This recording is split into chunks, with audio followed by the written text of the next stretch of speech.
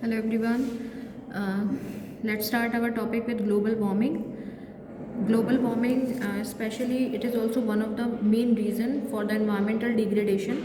So आज हम वो सारे factors पढ़ने वाले हैं which are responsible for environmental degradation. First is global warming. Global warming is observed and projected increase in the average temperature of Earth's atmosphere and oceans. When there is an increase in the temperature of environment, जब आपके environment में जब आपके अर्थ का temperature increase हो जाता है, that is called global warming. और जिसके कारण क्या होता है, ओशियंस में पानी ज़्यादा आता है, ग्लेशियर्स आपके मेल्ट होने लगते हैं, due to which global warming takes place. And what are the causes of global warming. जो आपके ग्लोबल वार्मिंग के कॉजेज होते हैं वो क्या कॉजेज़ होते हैं. तो जो ग्लोबल वार्मिंग होती है, it is due to greenhouse gas concentrations like water vapour, carbon dioxide, methane, ozone in the atmosphere. जब आपके एटमॉस्फेयर में इन सारी चीज़ों की सप्लाई, इन सारी चीज़ों का एक्सट्रैक्शन ज़्यादा हो जाता है, तो हम ग्लोबल वार्मिंग के कारण इनको बता सकते हैं.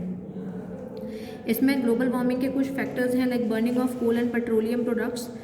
जब हम कोल या पेट्रोलियम प्रोडक्ट्स को बर्न करते हैं तो it will emit out carbon dioxide, methane, nitrous oxide, ozone. ये सारी गैसेस इसमें से एमिट आउट होती हैं जिसके कारण ग्लोबल वार्मिंग होती है. राइट, टेम्परेचर इंक्रीज होता है. डिफॉरेस्टेशन के कारण भी टेम्परेचर इंक्रीज होता है because the amount of carbon dioxide in the atmosphere increases. क्योंकि जो आपके फॉरेस्ट होते हैं वो हेल्प करते हैं कार्बन डाइऑक्साइड को एब्जॉर्ब करने में. तो इसके कारण क्या होता है, जब फॉरेस्ट नहीं होंगे तो it will increase the temperature of the atmosphere. Next is methane gas released in animal waste. जो भी आपके एनिमल वेस्ट होते हैं उसमें से मीथेन गैस रिलीज होती है जो कि ग्लोबल वार्मिंग का ही एक कारण होती है.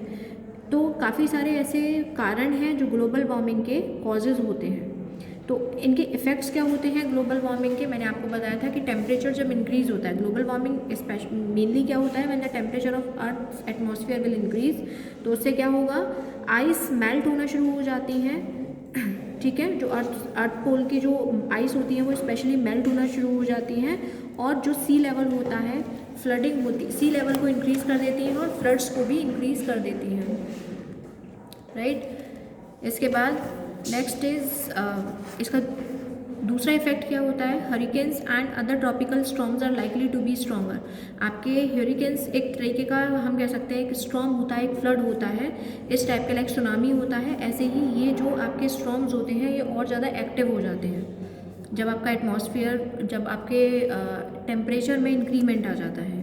काफ़ी सारी डिजीज़ इंक्रीज़ हो जाती हैं like malaria, cholera, dengue, chikungunya. ये सारी डिजीज़ भी आपका जो ग्लोबल वार्मिंग है वो इनको जनरेट करता है, इनको क्रिएट करता है. जब बहुत ज़्यादा टेम्परेचर बढ़ जाता है तो क्या होता है, जो बहुत सारी स्पीसीज़ होती हैं जिनको ठंडक की ज़रूरत होती है, ठंडे इलाकों की ज़रूरत होती है, लाइक पोलर बियर्स जो होते हैं हमारे, वो स्पेशली इस टाइप के एनवायरनमेंट में एक्सिंट हो जाते हैं. मतलब उनकी जो ज़िंदगी होती है वो खतरे में होती है. तो ये सारे इनके इफ़ेक्ट्स हो सकते हैं ग्लोबल वार्मिंग के. दूसरा एनवायरमेंटल डिग्रेडेशन का कारण है ओजोन डिप्लीशन. आपको पता है ओजोन लेयर जो होती है it is present in our environment.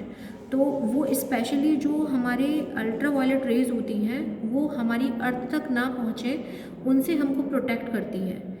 Right, तो ये जो ओजोन है, आजकल हम फ्रिज, रेफ्रिजरेटर्स, एसी, इन सब का जो कूलिंग करती हैं ज़्यादा चीज़ें, उनका काफ़ी यूज़ कर रहे हैं जो कि क्लोरोफ्लोरोकार्बन्स को एमिट आउट करती है अपने आप से. और वही क्लोरोफ्लोरोकार्बन्स इस ओजोन डिप्लीशन का कारण है, इस ओजोन लेयर के डिप्लीशन का कारण है.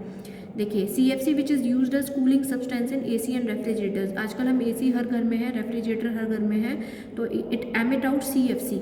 वो CFC अपने आप में से एमिट आउट करती है. ये जितने भी फायर एक्सटिंग्विशर्स होते हैं इसमें भी एरोसॉल, प्रोपेलेंट्स एंड ब्रोमोफ्लोरोकार्बन्स होते हैं जिनको हम हेलोन्स बोलते हैं, ये इनके अंदर प्रेजेंट होते हैं जो CFC को एमिट आउट करते हैं. तो अब इसका इफेक्ट क्या होता है, हमने कॉज जान लिया. अब what are the effects of ozone depletion. Ozone depletion का ये इफेक्ट होता है कि जो UV रेडिएशंस होती हैं ये स्किन कैंसर और जो भी ह्यूमन बींग्स के अंदर स्किन कैंसर के लिए रिस्पॉन्सिबल होती हैं.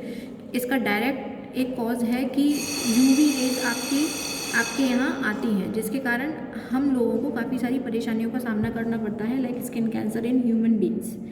राइट, तो जो भी आपके टेरेस्ट्रियल प्लांट्स हैं या आपके जितने भी जो भी आपके ऑर्गेनिजम्स हैं वो सबको परेशानी होती है ओजोन लेयर डिप्लीशन के कारण। Not only human beings have to suffer but whole environment have to suffer from the depletion of this ozone layer.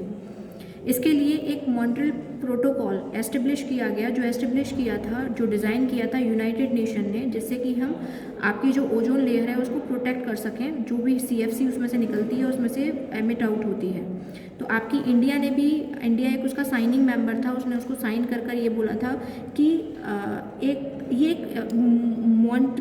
Montreal protocol जो है वो एक तरीके का ट्रीटी है, ठीक है, एक तरीके का हम कह सकते हैं एग्रीमेंट है बिटवीन डिफरेंट कंट्रीज़। और जो इसको जो एस्टेब्लिश किया था वो किया था यूनाइटेड नेशन ने, जिससे कि ओजोन लेयर को डिप्लीट होने से हम बचा सकें, CFC का जो कंजम्पशन है उसको रिड्यूस कर सकें, ठीक है।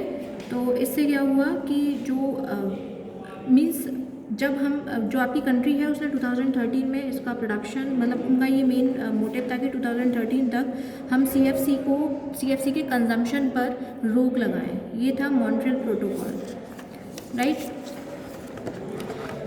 After than the next topic is challenges to India's environment.